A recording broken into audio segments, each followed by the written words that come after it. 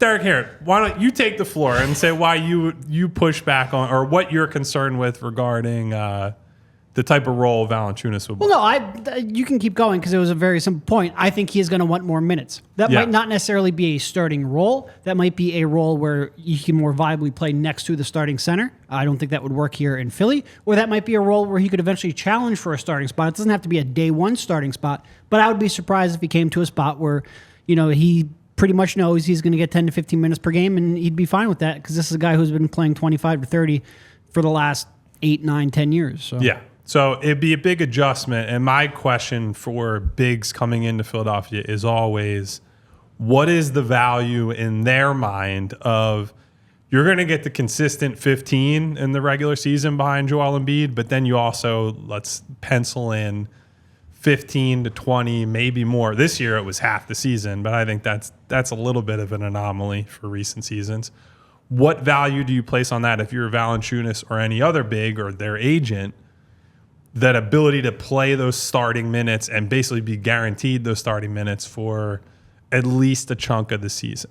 And Valanciunas is interesting to me for similar reasons to Drummond because he's actually someone that I would try. You can throw him the ball and he can create his own offense a little bit, right? Like soft hands, can post people up, can score around the basket. I know that he has serious defensive problems at this point in his career with the way the league has pivoted, but you saw even in that series against the Thunder in the playoffs where he got exposed a little bit defensively, there was a stretch in, I believe it was either game 1 or game 2 against Oklahoma City where they gave him the ball like 5 or 6 straight possessions to open the game, and Chet Holmgren just has no chance to stop him from scoring. And so if you look at that in a context of being a backup rather than the starting guy who's got to have all this pressure on him as a defender and how he's going to hold up against the likes of Shai Gilgeous-Alexander, Anthony Edwards, all those guys that he's playing against in pick and rolls.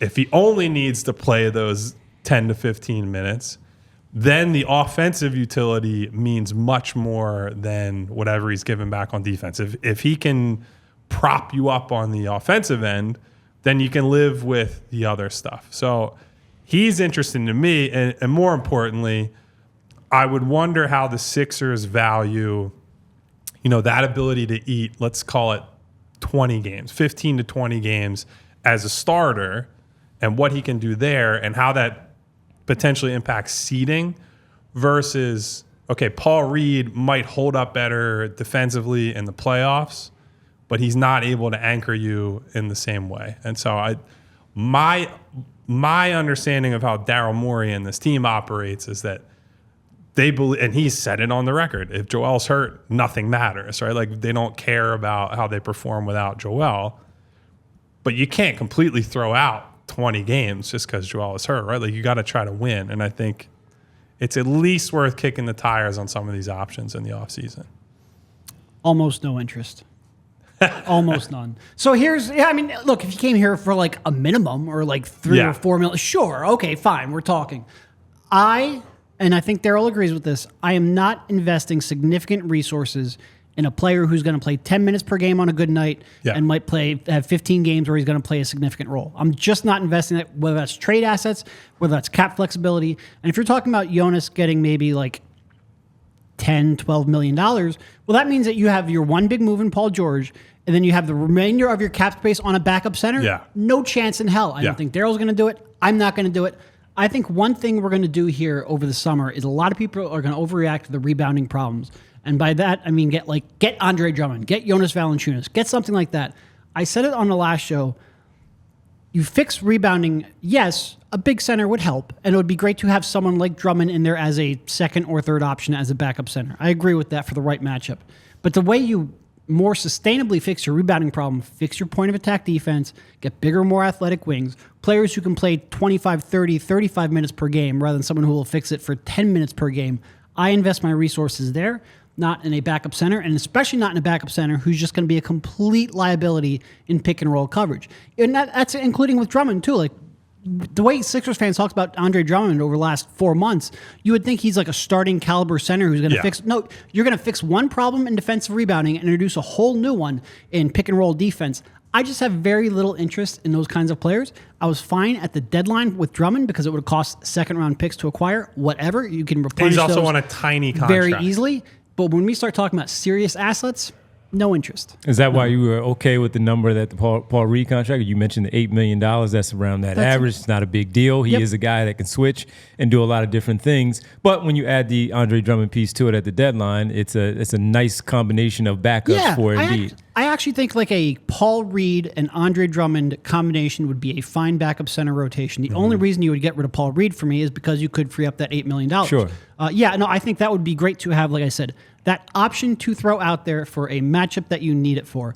I'm just not investing significant resources in it. That's why I was fine with Andre, because it was, a couple second-round picks. And as we started it, I looked at it, and when we first saw the name, I'm like, well, Jonas Valanciunas is probably going to want to be a starter somewhere for the last chance that he can get on this deal. It may not last throughout the entire life of the contract, whatever he gets, that he's going to be a starter, but he's probably going to think that he can get some starter minutes somewhere. Who knows where that may be? And coming here and accepting the fact that he's going to be a backup behind Joel Embiid, where, again, during the regular season, 15 to 20 minutes, and then certainly those 15 to 20 games that Joel Embiid will miss, that he has that starting role.